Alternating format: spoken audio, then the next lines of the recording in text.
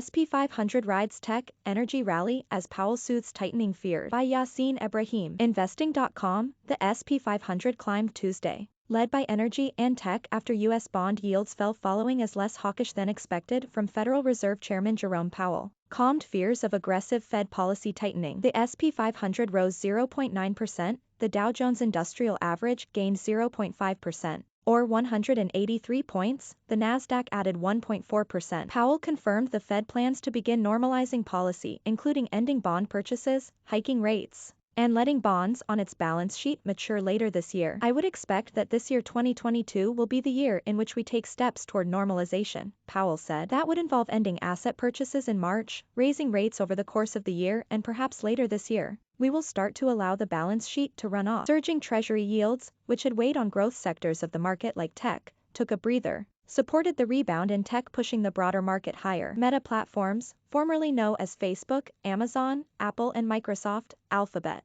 which make up about a quarter of the SP 500. The recent pullback in tech was linked to the fear of a Fed being more hawkish and more aggressive in its policies going forward. But Powell calmed the markets in his hearing. Schuringa, CEO of asymmetric ETFs, said in an interview with Investing.com on Tuesday. The most powerful lever the Fed has to pull on right now is starting to shrink its balance sheet by selling bonds, Schuringa added. But Powell backed away, that saying we're going to let our balance sheet roll off, that's not as disruptive in the market as selling bonds. Semiconductors continued to pare recent losses, up nearly 2%, following a 5% jump in advanced micro devices, after KeyBank upgraded its rating on the stock to overweight from sector weight, citing cloud data center growth in 2022. Energy was also among the top gainers on the day, as oil prices moved higher on expectations that the demand impact from the Omicron impact may not be as severe as initially feared. Occidental Petroleum, Hess and APA led the energy sector move higher, with the latter up more than 8% in a potential sign of renewed appetite for risk assets.